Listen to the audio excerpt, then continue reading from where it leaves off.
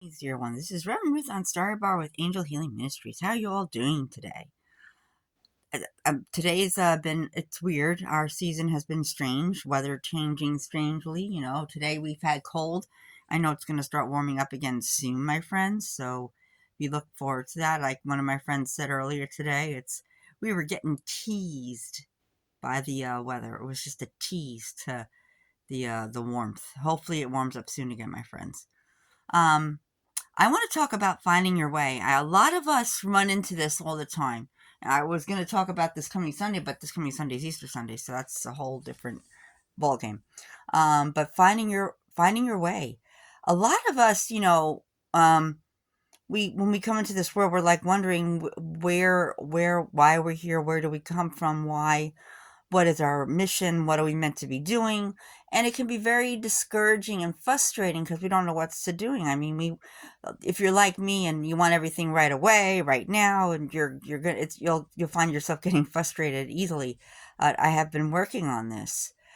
When we find our way, we have to have faith in God and we have to look to God to find out because usually when we're younger we're born with the insight of where we're going and what direction we're going because at that point as children we're very close to God. But over the years what happens, we learn different things, we're told different stories, we're taught right from wrong, we're taught fear, and also we just we just change unless you had spiritual parents like some people. I don't know any right now, unless you had very spiritual parents or very parents that were understanding God and very much. And my family was religious. I mean, they were Methodist and all, um, but yet we were taught mostly how to fear God, fear, and that's not the case. We're not meant to fear God. When we come to finding our way, it can be puzzling, it can be challenging, but here's the secret. You have to look for signs while you're growing up, while you're reaching your potential. Look at your gifts. What are your gifts? Take a look at the gifts that God gave you. And when you figure out your joy, what thing you figure out your joy, this is usually how we find our way mostly.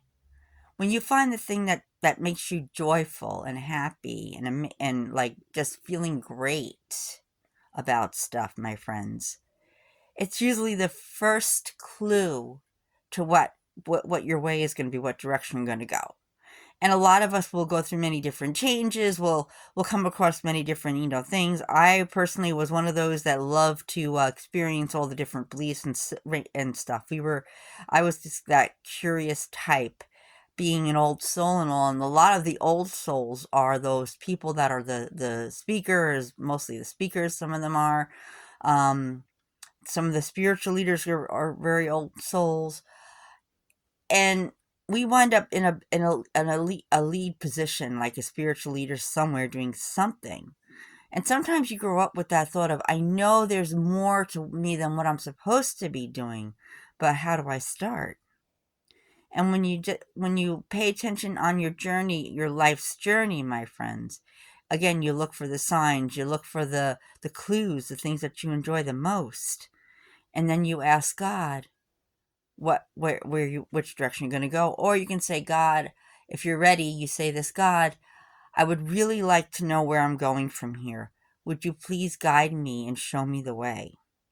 And it helps when you do ask, because usually things become a lot clearer for you on your journey, and you start finding your way. You start, I mean, sometimes it can happen overnight, but not always. Every journey has to take time. I mean, Jesus's journey he took time with that as well, and he went through a lot of stuff as well, a lot of challenges, a lot of obstacles, but yet he managed to stay strong in faith in God. And it's not easy, especially when things start to get challenging and things aren't going the way you want them to go. And you're like, well, this isn't my plan for the future. This isn't what I had in mind for myself. You got to remember, my friends, it's not what you want for your life. That's a part of the plan, but it's what God wants for your life, my friends. it's trusting God and having faith and knowing which direction we're going in. And that's kind of hard to say because, we don't always get a clear thing. I mean, there are a few, a handful of people out there that are very psychic, that um, are very connected to the source. And then along the way, when you start asking things, like, for instance, here's a good story. When I was younger, I wasn't always on the right path when I started. I had to go through the dark valley first to finally find where the light was taking me.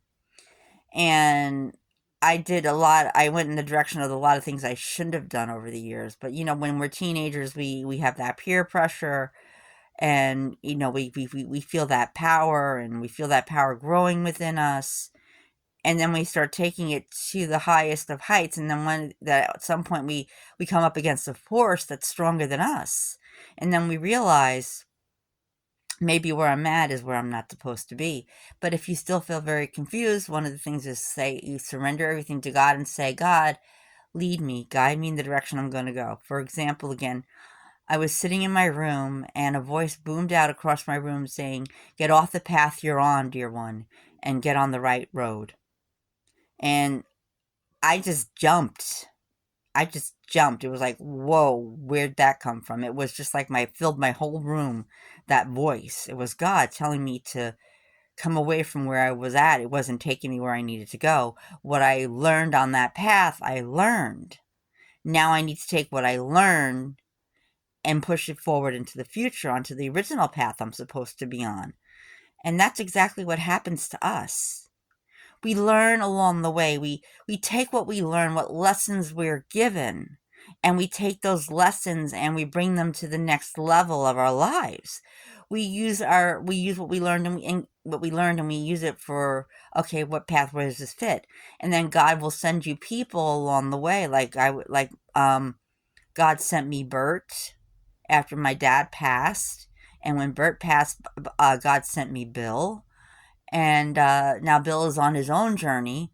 But God, I was never left alone. And I also had, what else? Then I had Judy, while I was living in Arizona, because my mom was all the way in New York. Judy stepped in and played the part of the mom because my mom asked her. And then there were these two ministers in my life, Judith and Kira, who helped me and guided me on my path as well. And my ex-husband had a lot to do with it too. I needed the marriage to the ex-husband to get to Arizona so I could get to my ministerial calling, even though I didn't know. And when I finally had that moment in my life that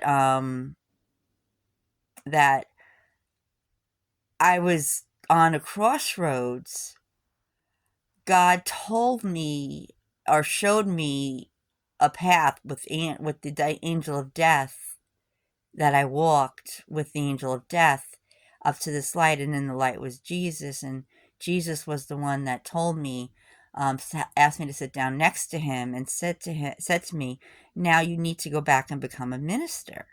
At first, I couldn't believe it because I never saw myself doing that, because my journey never showed that, although two people in my old congregation knew where I was going, and their name was Terry and Kevin, and they knew exactly what path I was going to wind up on. They knew exactly where I was going, but they couldn't tell me because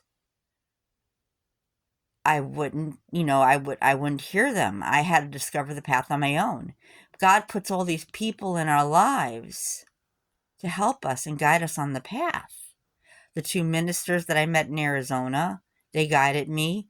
Bert guided me when I came back to New York, and he was there for me. And then there was my other friend Bill. You see, God, I never was alone on my journey. God always sent something when I was younger. I had angel encounters. I met angels on my path. There was Claire when I was 2, my guardian angel, and then there was Tim. And there was Kim. Kim from high school was a girl from high school who had passed on. And then there was Tim, an angel that I met years ago when I was a teenager at a mailbox, and he showed up again years later in my life and guided me wherever he had to guide me. And then I found out later on he was another angel or passed on. You see, God will put people in our path to help and guide us. And you have to be open to that, open to opportunities, because that's how you find your way. You put it out there, and God brings the right people to you, my friends, to get you where you need to go. And that's what finding your way is all about. Having faith and going on forward in faith, believing in yourself, going and doing, and instead of pushing yourself back and talking yourself out, although it's part of your journey, maybe we wind up talking ourselves out of something, to take a step back and see something else to go a step forward. And God always put people there along the way, and they help us a lot, these people. And then God will help in other ways as well. Sometimes God will send either an animal to pull you out of a lost place, like in the woods when I got lost. God would send animals, to help me and guide me out, like the hawks that guided me out, and the buck that guided me and one of my friends out of the forest one year. Um, and you see, God is always listening, even though it feels like God isn't there. God is always listening. Sometimes God will go silent for a little while, but that's when you need to stay in faith the most, right then and there, at that moment where you need to stay in faith, my friends. So, my friends, stay in faith on your path, even through the rough times. When things are going great, it's easy to stay in faith, but when things are going are getting tougher and challenging, you still have to stay in faith. Either way, whatever step you take, you're finding your way, my friends. In the meantime, this is Reverend Ruth on Star Your Bar with Angel Healing Ministries. We love you. Namaste and thanks, and have a blessed day and night, and we'll talk to you real soon. And if you like this video, please click the like button and subscribe. We love you. Namaste, thanks, and have a good day. Bye.